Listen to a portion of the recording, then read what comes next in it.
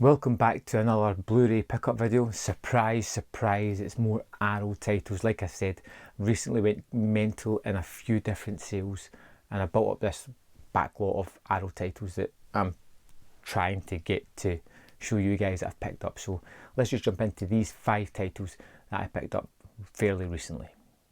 Thanks to the Arrow sale that was on their website a few months back, I picked up the Bloodthirsty trilogy, $7.50, 3 movies, got the slipcase booklet, the full shebang, and I was really happy about this one. I'd heard fun things about it, almost like an Asian take on kind of Hammer movies. It has 3 movies: The Vampire Doll, Lake of Dracula, Evil of Dracula. That's about all I know. Checked out the trailers. They look like the entirety of things that I just love is in these kind of movies. So I was really happy to pick it up at the £7.50 price mark. That just seemed absolutely crazy, but a good kind of crazy. The kind of crazy I can get behind.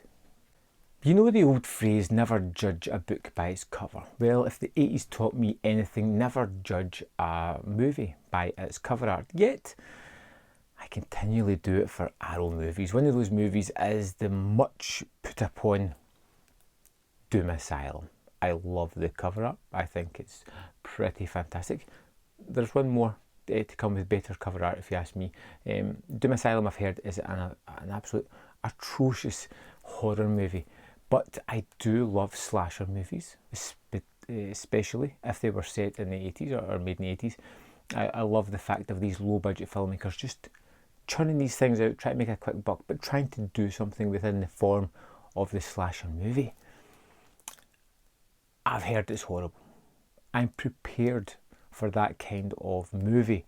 But sometimes I just get so much pleasure out of these things. It's so bad that I just love the sheer gusto and energy behind it, even if the movie doesn't live up to what the filmmakers hoped for. I usually find something in these that's comforting to me. Maybe I'm just strange. And here's that other fantastic cover. It is Trapped Alive. There's evil underground. I know nothing. I seen this cover art and I was just like, I need to get that. That looks like my kind of movie.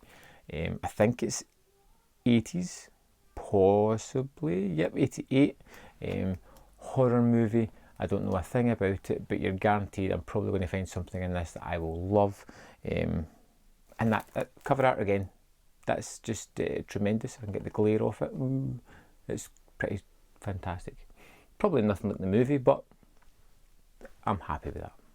Okay, next up, and one of these I was tempted to get when it first came out was Climax.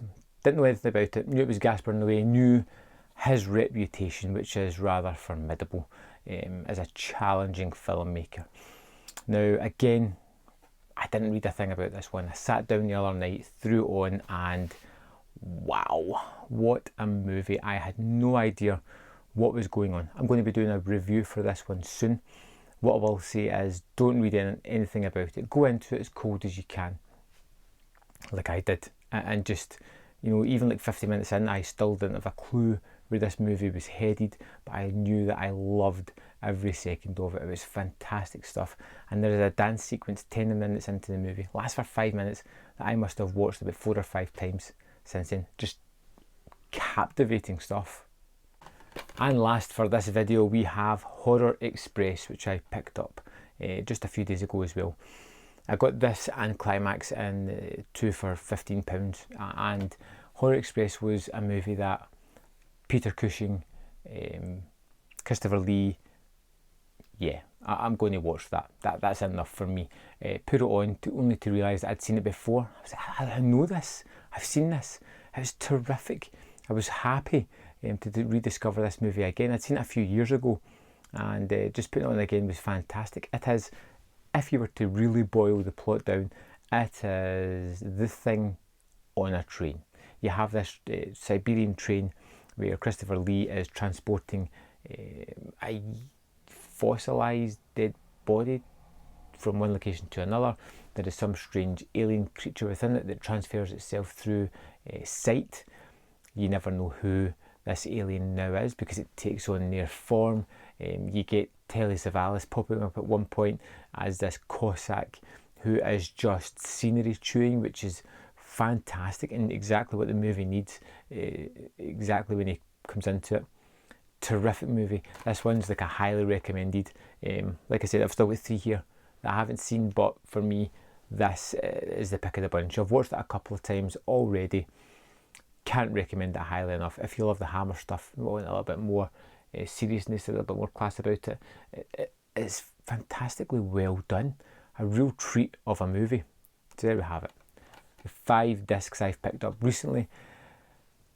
Do you know anything about some of the movies I haven't seen? Can you recommend them? Can you say, watch out, this one, it needs to have your expectations tempered just a little bit?